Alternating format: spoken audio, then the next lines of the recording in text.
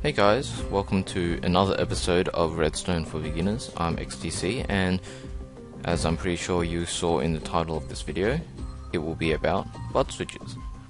Now, if you didn't know what a bud switch was, it stands for block update detector. And whoa, my mouse just went weird there. And what this does is it detects updates in blocks. How this works is you need a piston and a block diagonally opposite to it that is powered, like that. Now, when this block here is powered, any updates around the piston will cause it to update. If that made sense. If I place a block here, it will update all the blocks around it, and one of them being the piston, which will extend. How that worked is, let me reset it. Hold on. Okay, so this block is powered, and technically, so technically the piston is now powered, but it doesn't realize that. To make it realize it, we need to update the piston, and to do that, we update one of the blocks next to it, updating the piston, and it will realize that it's powered, and it will push it out. Now, if I destroy this block again, it won't do anything. But if I remove the power, the piston is now technically unpowered, but it doesn't realize it until I update the piston. So that's how that works. I've got another setup here, where if you notice, the piston head, when extended, will go below the block that is powered. This can be useful because it is resettable. Well, that one is too, but works a little differently to this. So as usual, I update it. Doesn't do anything when I remove the block, but when I remove the power from the block up here, it will update the piston head that's below it, retracting the piston. So these two setups have their own uses, obviously, and advantages, disadvantages. So yeah, we'll get to those in a moment. Now, one of my viewers said that I didn't really cover how Redstone can update water. So as you know, as I'm sure many of you have seen, that sometimes water glitches and does this. Now that's because it's realized that it has a better way to okay. Let me explain this a bit more clearly. Now, water will always take the shortest path, downward. So if I place a source block here, it will choose to flow this side, because it's the quickest way to go downwards, as you'll see. But when I cover up this block, it hasn't realized that it's got a new path, which is equal to this one, forming this weird glitch. I don't know if it's a glitch. And in order to make it realize that it's got another path to flow out, you can update it by using redstone. If I update it, water will flow out like so. And to reset it, you just need to block this off, dig that hole, making the water want to go downhill, removing that, then removing that, and you're set to go again. That's what people used to use for the automatic wheat farms and stuff before pistons came out. But now this is rarely used because, you know, pistons are just easier. So yeah, any block update will cause the water to realize it has a better path to flow. That can be useful. Over here I've got a few setups demonstrating a few things that will cause block updates. The first is obviously the furnace. When it switches on, it will update.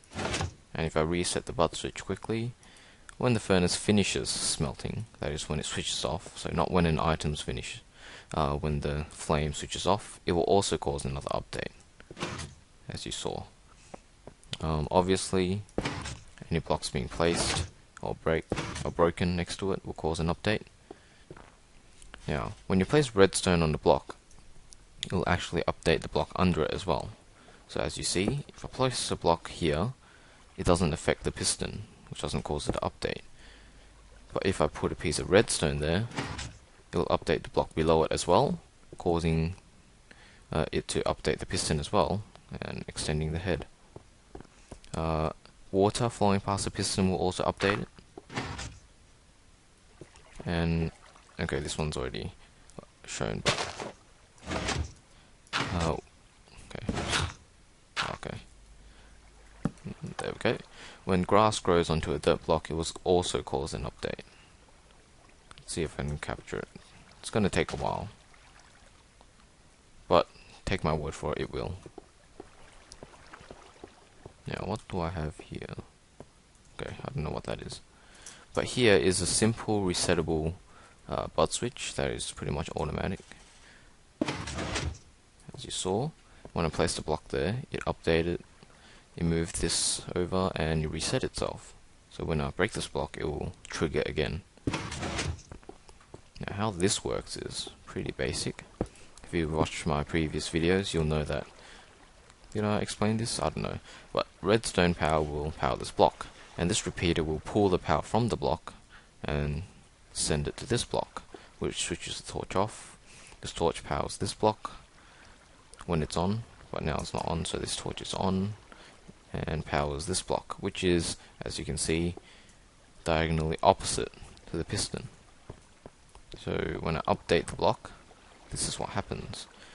It pushes the block out and unpowering. So the block will now be here, right? And the redstone torch's power is going nowhere, so this switches off, allowing this to switch on, that switches off, and switches off that, which will cause the piston to retract again. And when it does, it resets the whole thing. So I hope you understand that.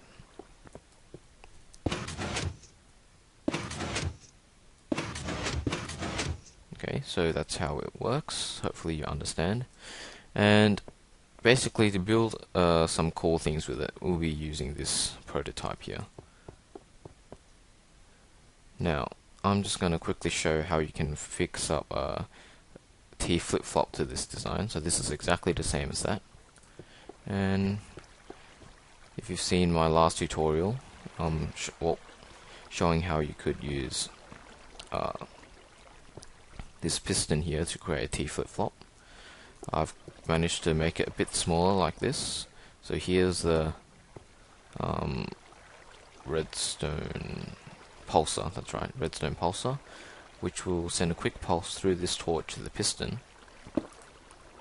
And there's a torch underneath which will power this block and power this wire. So this is what happens when you press it. And as you'll notice, this line, ignore this, this line here became unpowered.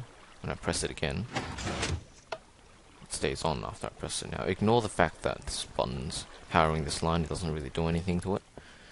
And yeah, so I can easily fit one of those T flip-flops into a nice area down here. So this is pretty much the space you need to create a T flip-flop coming off one of these. So what you want is basically, if I'm doing this right, okay, so the repeater here is sending power into this block, which will be received by this piece of redstone. And all we have to do is place a repeater, set it to a delay of 3, and another block there.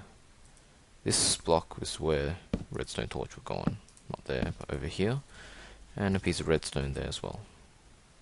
Wait, is that going to work? Yeah, it should. And down here is where we have our piston, I think. Yep.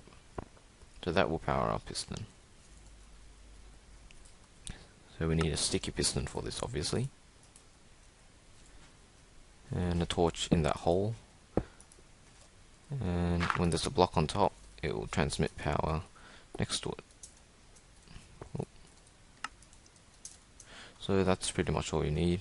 So if I quickly update this, you know that that's on. Now it's off.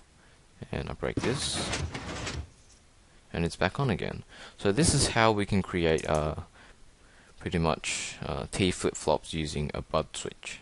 So that's really handy for a lot of the cool things we can do with it. Okay, so this is basically the same as that, but hidden nicely behind a wall. Wait, no, this doesn't have the T flip-flop, does it? No, it does, okay. So you'll notice that this is where the block update will happen if I place a piece of redstone. Oh, and break it, yep. It switches on, and it switches off. So once again, it's really handy for making some nice hidden switches and stuff. And don't worry, I'll be teaching you how to make this. But if you haven't noticed, this video is getting quite long and reaching the 15-minute mark, so there will be a part 2 to this where I will show you some cool applications for this little design here and how to build it. So as always guys, thanks for watching. I hope you enjoyed and understood this tutorial. If you guys did, please leave a like and comment with any suggestions, or if you notice that I missed anything or did something wrong. Your feedback is greatly appreciated. So yeah, thanks for watching.